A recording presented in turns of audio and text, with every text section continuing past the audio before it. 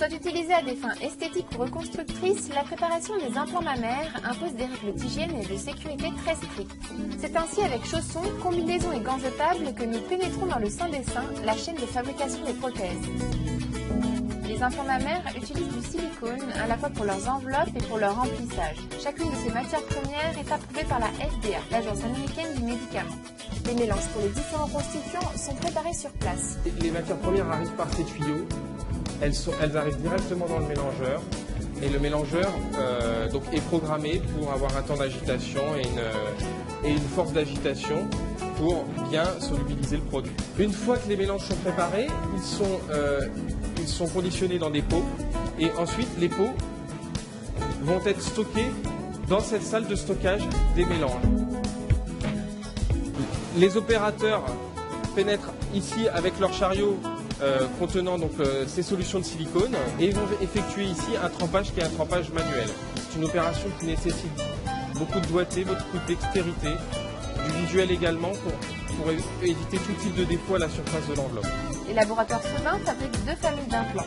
Les implants destinés à la reconstruction, généralement de forme anatomique, et les implants destinés à l'esthétique. Ces moules, ils ont la forme de l'implant final et donc on va venir tremper successivement des couches de silicone sur ces moules.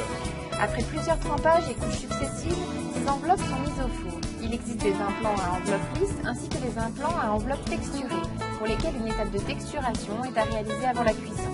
À la fin de notre trempage, avant la dernière étape de cuisson, les moules sont encore recouverts de plusieurs couches de silicone non réticulées mais légèrement séchées. On va effectuer une étape de texturation et ici, comme vous pouvez le voir, nous effectuons une étape de texturation au sel. Donc en fait, nous venons imprégner comme ça du sel à la surface de l'enveloppe. Les moules sont ensuite disposés dans le four et les prothèses vont être cuites entre 1h30 à 2h30 à une température d'au moins 125 degrés. Et c'est cette température qui va apporter l'énergie nécessaire à la réticulation du silicone. Avant l'étape de démoulage, les enveloppes texturées vont d'abord passer au rinçage pour bien retirer le sel qui resterait à la surface.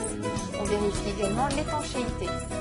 On va venir démouler les enveloppes du moule, qui est une étape importante puisqu'il faut faire attention bien sûr à ne pas abîmer l'enveloppe. Il est important de vérifier que l'enveloppe n'est pas percée. On va avoir une étape de vérification. Elle dispose son dispositif.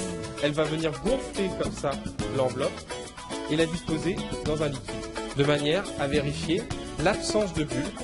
Si vous avez un chapelet de bulles qui sort de l'enveloppe, c'est que l'enveloppe est percée et donc l'enveloppe va tout de suite être rebutée à cette étape-là. Une fois le dessalage effectué, les enveloppes sont séchées dans une étuve.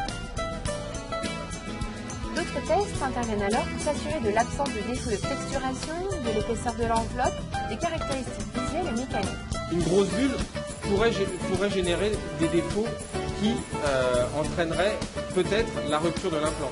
Donc tout ça, c'est vraiment contrôlé ici. L'étape supérieure, c'est quoi? C'est le collage d'une pastille qui va nous permettre d'obturer le trou qui a été généré par la présence du manche. Et c'est lors de cette étape de collage que nous allons avoir la traçabilité au numéro de série de l'implant. Fabriquées selon le même principe que l'enveloppe, ces pastilles sont marquées au laser pour assurer une traçabilité des implants. Le remplissage se fait avec un gel dit cohésif, c'est-à-dire qu'il ne va pas s'écouler dans le corps en cas de rupture de l'enveloppe. Nous allons arriver à l'étape de remplissage des implants avec notre gel de silicone. Donc nous allons, avec une même matière première initiale, pouvoir réaliser plusieurs types de dureté de gel. L'étape de remplissage a généré des bulles dans le gel. Les prothèses sont donc placées dans un caisson qui génère de la pression de manière à rassembler les bulles. Puis les opératrices vont procéder à plusieurs étapes de débulage.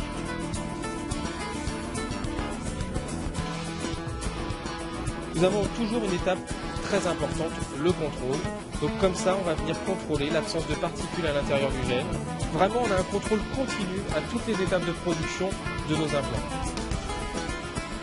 Les implants sont disposés dans un four, paramétré, avec une température donnée, un temps de cuisson donné. Et c'est cette cuisson qui va permettre d'obtenir la réticulation du gel.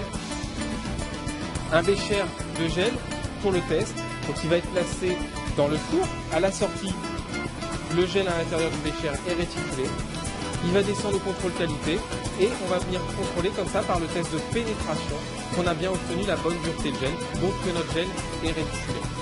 Après une dernière pesée et un nouveau contrôle visuel, les prothèses sont fermées grâce à une colle de silicone. Ensuite, nous avons la dernière étape, qui est l'étape de conditionnement. Les prothèses sont stérilisées et conditionnées en des boîtes, disposent chacune d'un code barre permettant d'identifier l'implant, l'ensemble des étapes du process de fabrication et de stérilisation.